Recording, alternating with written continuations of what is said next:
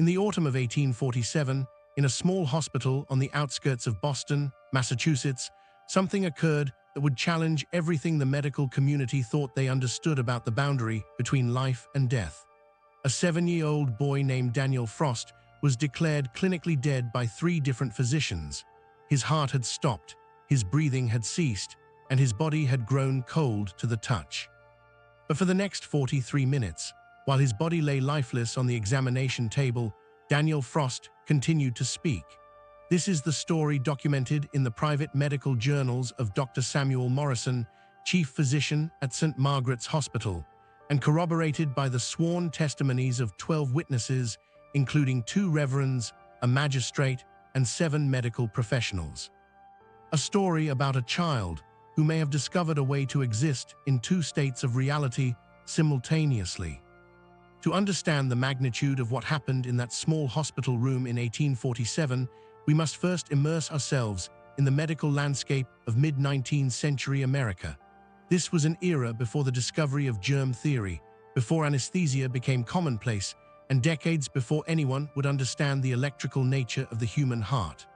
Boston, where our story unfolds, was at the forefront of American medicine.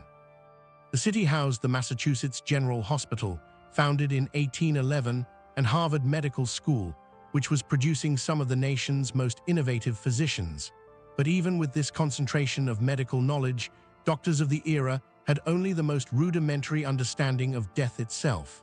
The stethoscope had been invented just 30 years earlier. The concept of resuscitation was virtually unknown. Once a heart stopped beating, death was considered absolute and irreversible. St. Margaret's Hospital, where Daniel Frost was admitted, was a modest institution, serving the working-class neighborhoods west of the city center. With only 40 beds and a staff of 6 physicians, it was typical of the small community hospitals that served America's growing urban populations. The autumn of 1847 had been particularly harsh.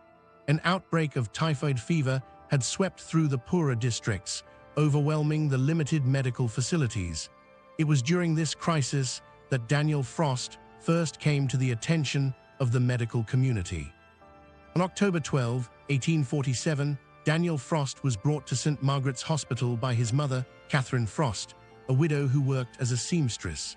In her initial statement to Dr. Morrison, preserved in the hospital's admission records, she described symptoms that had begun 3 days earlier. Daniel had been complaining of terrible headaches, she wrote in her testimony, later recorded by the hospital clerk. But what frightened me most was not the pain, but the strange things he began to say during his episodes. According to Catherine's account, Daniel had begun experiencing what she described as fits of absence, periods where he would suddenly stop whatever he was doing, his eyes would glaze over, and he would begin speaking in a voice that she insisted was his, but somehow wasn't. It was as if my Daniel was reading words from a book I couldn't see, she testified. He would describe places he'd never been, speak of events that hadn't happened yet, and name people who didn't exist. But the most unsettling part was how he spoke, with perfect clarity and detail, as if he were actually seeing these impossible things. Dr. Morrison's initial examination of Daniel Frost, documented in meticulous detail in his medical journal, revealed a boy in apparent good health, aside from an elevated temperature and signs of fatigue. But what caught Morrison's attention were the episodes Catherine had described. I had the opportunity to observe one of these absences during my examination, Morrison wrote. The boy was answering my questions normally when, without warning, his eyes took on a distant quality. His voice, which had been that of a typical 7-year-old child, suddenly became clearer, more articulate, and strangely mature. Morrison documented what Daniel said during this episode. The boy began describing a room in the hospital, the surgical theater on the 3rd floor, which he had never visited. He described its dimensions, the placement of windows, even the crack in the northwest corner of the ceiling. I later verified every detail. He was perfectly accurate, but what truly alarmed Morrison was what happened next. Daniel, still in his trance-like state, turned to the doctor and said something that Morrison would never forget. "Dr. Morrison, in 3 days, I will die in your operating room. But I won't leave. I'll still be here, trying to tell you something important." The prediction troubled Morrison deeply. As a man of science, he rejected superstition, but as a physician, he had learned to trust his instincts when something felt wrong. He admitted Daniel for observation, placing him in a private room where he could be monitored continuously. Over the next 3 days, Daniel's condition deteriorated rapidly.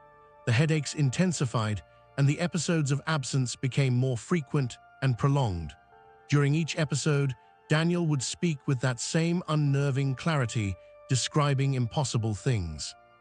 He spoke of surgeries that hadn't been performed yet, naming patients who would arrive at the hospital in the coming weeks. He described medical procedures that wouldn't be invented for decades. He talked about a world of breath and heartbeat that existed parallel to the physical world, a realm he claimed he could see during his episodes. Dr. Morrison brought in colleagues to observe. Dr. William Hartwell, a specialist in nervous disorders from Massachusetts General Hospital, examined Daniel on October 14. His notes, preserved in the archives of the Boston Medical Society, corroborate Morrison's observations. "The child displays symptoms unlike any I have encountered in my 20 years of practice," Hartwell wrote. During his episodes, his pupils dilate to an extraordinary degree, yet he shows no signs of epilepsy or other neurological conditions known to cause seizures. Most remarkably, his pulse becomes irregular during these states, not faster or slower, but following patterns that seem almost mathematical in their complexity. On the morning of October 15, 1847, exactly 3 days after Daniel's prediction, the boy's condition took a critical turn. His temperature spiked dramatically, and he began experiencing violent convulsions. Dr. Morrison made the decision to perform an emergency procedure to relieve pressure on the brain, a desperate measure for a condition he didn't fully understand. The surgery was scheduled for 2 o'clock that afternoon. By 1:3, Daniel had been prepared and moved to the operating theater, the same room he had described with perfect accuracy 3 days earlier. What happened in that operating theater over the next hour would be documented by 12 separate witnesses, each providing detailed accounts that, remarkably, aligned in almost every particular. Dr. Morrison began the procedure at precisely 2:04 p.m., as noted in the surgical log. Assisting him were Dr. Hartwell, 2 surgical nurses, and a medical student from Harvard. In the observation gallery above, 7 other physicians had gathered to watch the unusual case. Also present, at Catherine Frost's request, were Rev. Joseph Whitmore of the Second Congregational Church and Fr. Patrick Donnelly of St. Mary's Catholic Church. The presence of both Protestant and Catholic clergy was unusual, but Catherine, desperate to help her son, had sought spiritual support from both traditions. Magistrate Harold Pemberton, a friend of Dr. Morrison, was also present, having heard about the strange case and come to observe out of personal interest. The procedure began normally. Daniel had been sedated with laudanum, a common practice of the era. Dr. Morrison made his initial incision, and for the first few minutes everything proceeded as expected. Then, at 2:17 p.m., Morrison noted the exact time. Daniel's heart stopped beating. Hartwell, who was monitoring the boy's vital signs, later testified, "I had my fingers on his radial pulse when it simply ceased. Not a flutter, not a weak beat. It stopped completely, as if someone had turned off a mechanism." Morrison immediately ceased the surgical procedure. For the next several minutes, he and Hartwell attempted various methods to revive Daniel, applying pressure to the chest, administering stimulants, even attempting to manually compress the heart through the open incision. Nothing worked. At 2:23 p.m., after consulting with Hartwell, Morrison officially declared Daniel Frost dead.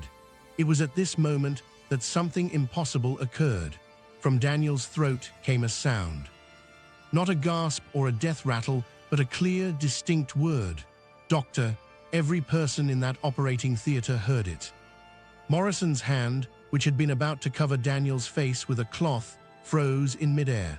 "Morrison," Daniel's voice continued, still clear despite the absence of breath or heartbeat, "listen carefully. I'm speaking from the place between. Dr. Morrison's journal entry from that day, written while the events were still fresh in his memory, captures his shock. I have been a physician for 18 years. I know what death looks like, feels like, sounds like. Daniel Frost was dead.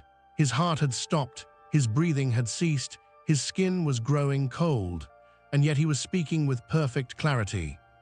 Dr. Hartwell immediately checked Daniel's vital signs again.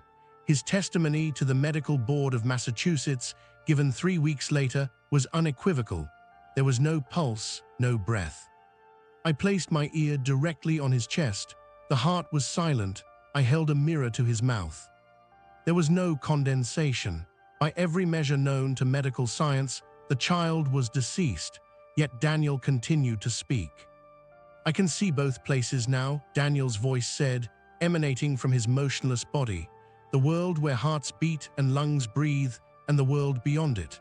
I'm standing between them, and I can see things that haven't happened yet. Reverend Whitmore, watching from the gallery, later described his reaction in a letter to his bishop. My first thought was that I was witnessing a miracle, or perhaps a deception. But as Daniel continued to speak, describing events and revealing knowledge he could not possibly possess, I became convinced I was observing something that transcended both miracle and fraud, something entirely outside our frameworks of understanding. For the next 43 minutes, Daniel Frost's dead body continued to speak, and what he said during those minutes would haunt everyone present for the rest of their lives. Daniel described in precise detail events that would occur in the hospital over the coming months. He named patients who would arrive, described their ailments, and explained how they should be treated, often with methods that wouldn't be standard practice for years.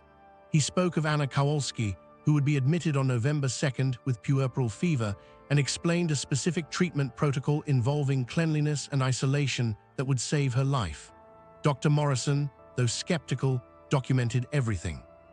He described William Mercer, who would arrive on November 18th after a factory accident, and detailed a surgical technique for setting compound fractures that Dr. Morrison had never heard of, but which, when later attempted, proved remarkably effective. But Daniel didn't only speak of hospital matters, he made predictions about the world beyond the hospital walls.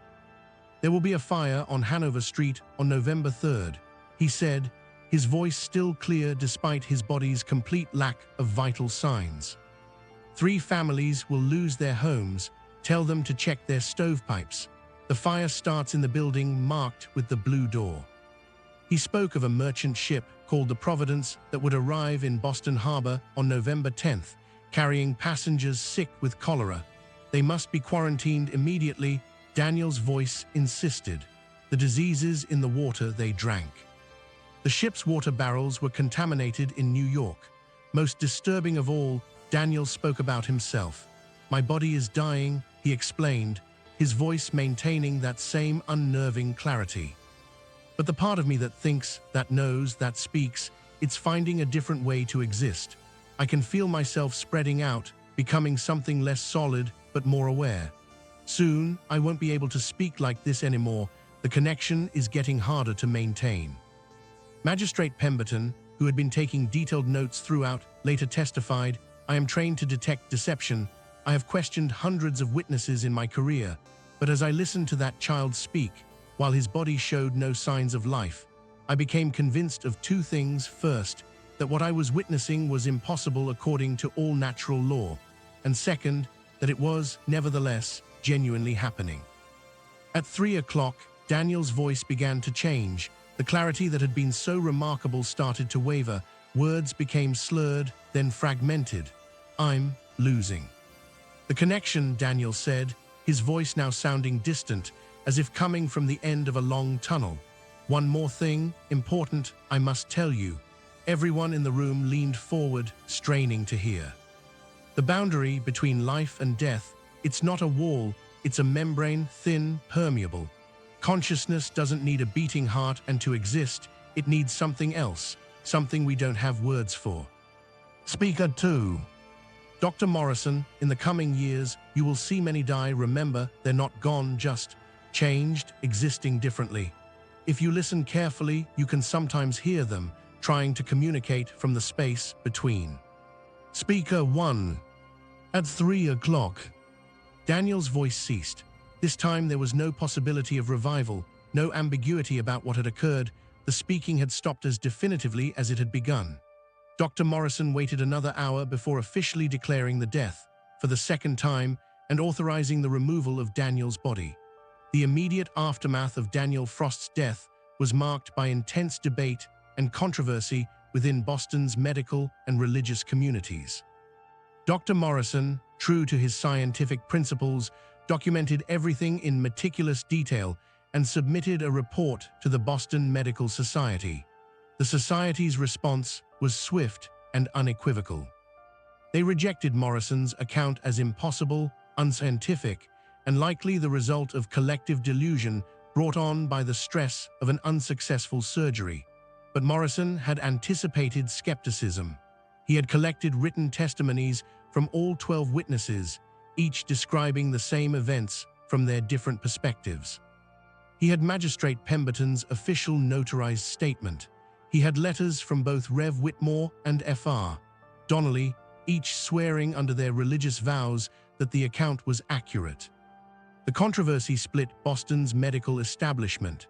Some physicians defended Morrison, arguing that science required investigating unexplained phenomena, not dismissing them. Others saw the case as an embarrassment to the profession, a regression to the dark ages of superstition and mysticism. Dr. William Hartwell, whose reputation was impeccable, faced particular pressure to recant his testimony. In a letter to the New England Journal of Medicine, published in December 1847, he refused. "I cannot and will not deny what I witnessed with my own eyes and ears," Hartwell wrote. "If accepting this testimony damages my reputation, so be it. I am first and foremost a physician, and physicians must face reality, even when reality proves more strange than we believed possible." But what ultimately silenced many skeptics was what happened in the weeks following Daniel's death. Every prediction he had made during those 43 minutes came true. Anna Kowalski was admitted to St. Margaret's on November 2, exactly as Daniel had predicted, with puerperal fever. Dr. Morrison, remembering the boy's words, implemented the cleanliness protocol Daniel had described. Against all odds, Anna survived, one of the first documented cases of puerperal fever being successfully treated before the acceptance of germ theory. William Mercer arrived on November 18 with the compound fracture Daniel had described. Morrison used the surgical technique the boy had detailed. The operation was successful, and Mercer recovered with full use of his limb, unusual for such injuries at the time. The fire on Hanover Street occurred on November 3, starting in the building with the blue door, exactly as Daniel had said. 3 families lost their homes, but because Morrison had warned the authorities, who increased patrols in that area, everyone escaped safely. The merchant ship Providence arrived in Boston Harbor on November 10. Remembering Daniel's warning, harbor officials imposed an immediate quarantine. 7 passengers were found to be infected with cholera. The quick action prevented an outbreak that could have killed hundreds. Each fulfilled prediction added weight to the testimony. Even those who had dismissed Morrison's account as delusion began to question their certainty. In January 1848, the Boston Medical Society held a closed-door meeting to discuss the case. According to minutes that were kept sealed for 70 years and only made public in 1918, the Society reached a troubling conclusion. While we cannot accept the possibility that the deceased child spoke without vital signs, the official statement read, "We must acknowledge that something extraordinary occurred in that operating theater." Whether it was a case of death being incorrectly diagnosed, some unknown medical phenomenon, or something that falls outside the current boundaries of medical understanding, we cannot say with certainty. The statement continued with a recommendation that proved prophetic. "We advise that this case be studied further, but that public discussion be discouraged until such time as a scientific framework exists to properly analyze what was witnessed." In other words, the case was too dangerous to dismiss, but too impossible to accept, so it was quietly buried in the archives. Dr. Samuel Morrison never fully recovered from the experience. His medical journals, which he kept until his death in 1871, contain frequent references to Daniel Frost. Morrison became obsessed with the boundary between life and death, conducting research into consciousness and attempting to develop methods for communicating with dying patients. In an entry from 1852, Morrison wrote, "I have attended to more than 300 deaths since Daniel Frost, and in several cases, perhaps a dozen, I have experienced something I cannot explain. A sensation of presence, a feeling that the deceased is trying to communicate something. Are these merely my imagination, fueled by my experience with Daniel, or did that remarkable boy show me something real about the nature of consciousness that I am only beginning to understand?" Morrison's later journals describe experiments he conducted, always in private, attempting to document any signs of consciousness or communication during the dying process. He developed a set of questions he would ask dying patients, requesting that they attempt to communicate specific information after death, if they were able. 3 times, he wrote in 1858, "I have received information that seems to have come from deceased patients, delivered through the words of other dying patients, who had no possible way of knowing these details. Is this evidence of something Daniel tried to tell us, that consciousness doesn't simply cease, but transforms into something that can, under certain conditions, still interact with the living?" Catherine Frost, Daniel's mother, never recovered from her son's death. In testimony given to a researcher in 1865, she described the years following the tragedy. "I couldn't accept what the doctors said happened," she explained. "It was too much, too impossible. But I also couldn't deny that every prediction Daniel made came true. For years, I would sit in his empty room, hoping to hear his voice one more time, hoping he might speak to me from wherever he had gone. But there was only silence." Catherine died in 1867 at the age of 48. Those who attended her in her final illness reported that her last words were, "Daniel, is that you? I can hear you now." In the 1860s, as America was torn apart by civil war, the case of Daniel Frost took on new significance. The massive casualties of the war created an explosion of interest in spiritualism and communication with the dead. Mediums and seances became popular, and many cited the Daniel Frost case as evidence that such communication was possible. Dr. Morrison, now elderly and in failing health, was troubled by this development. In a letter written in 1869 to a colleague, he expressed his concerns. "The charlatans and frauds who claim to speak to the dead have seized upon Daniel's story as validation for their deceptions," he wrote. But what happened with Daniel was not spiritualism or supernatural communication. It was something else, something that I believe has a rational, scientific explanation, even if we lack the framework to understand it yet. Daniel wasn't speaking from beyond death. He was speaking from within it, from a state that exists between life and death, where consciousness somehow persists even as the body fails. This is not mysticism, it is biology we have yet to comprehend. Morrison's distinction, that Daniel was speaking from within death rather than from beyond it, became an important one in later scientific discussions of the case. In the early 20th century, as medical understanding of consciousness and brain function advanced, researchers began re-examining historical cases of unusual death experiences. The Daniel Frost case attracted new attention from neurologists and psychologists. Dr. Helena Ashworth, a pioneering neurologist at Johns Hopkins University, wrote extensively about the case in her 1923 book, Consciousness at the Threshold. Her analysis, based on modern understanding of brain function, offered a possible explanation. The human brain can remain active for several minutes after the heart stops, Ashworth explained. In rare cases, this period of activity may be extended by factors we don't fully understand. Temperature, oxygen levels in specific brain regions, or perhaps some unique aspect of an individual's neurochemistry. What makes the Daniel Frost case remarkable is not that his brain remained active after clinical death. We now know this is possible, but that he was able to speak clearly and coherently during this period. This suggests either that the medical determination of death was premature, or that Daniel's brain had developed unusual pathways that allowed speech to continue without normal respiratory function. But Ashworth's rational explanation couldn't account for Daniel's accurate predictions. How could a dying brain predict events weeks in the future? How could it describe patients it had never met and prescribe treatments that wouldn't be standard practice for decades? Ashworth acknowledged these limitations in her conclusion. While we can now explain how speech might be possible during the dying process, we cannot explain the prescient nature of Daniel's statements. This remains one of the most puzzling aspects of the case. In 1947, exactly 100 years after Daniel's death, Dr. Robert Chen, a psychiatrist at Massachusetts General Hospital, conducted an extensive review of the case. Using newly unsealed archives and forgotten documents, Chen reconstructed the events in unprecedented detail. His findings, published in the American Journal of Psychiatry, added new dimensions to the mystery. Chen discovered that Daniel Frost had been born during a severe thunderstorm on March 15, 1840. According to the birth records, which Chen located in a Cambridge church archive, Daniel had initially been declared stillborn.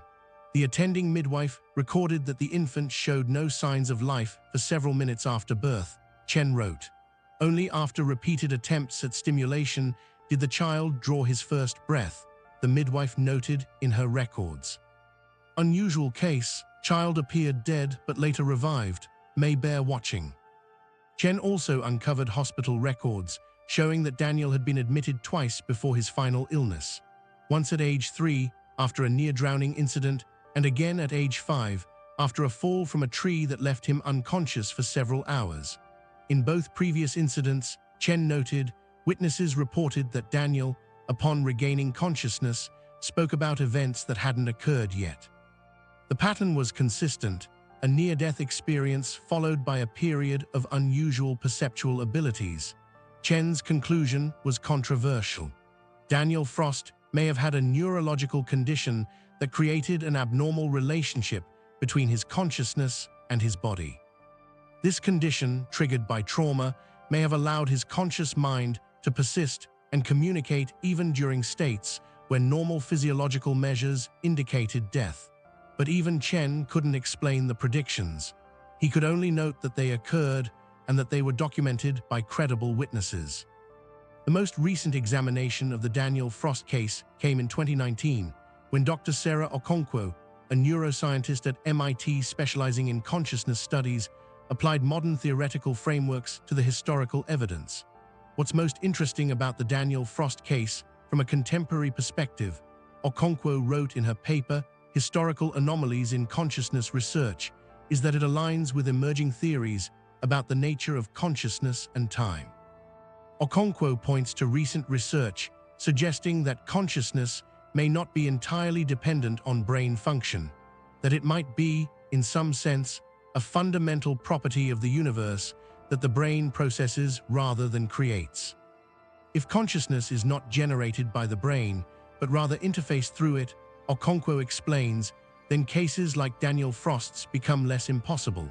The dying brain might, under extraordinary circumstances, interface with consciousness in novel ways that transcend our normal experience of linear time and physical limitation. Okonkwo's analysis also addresses the predictive elements.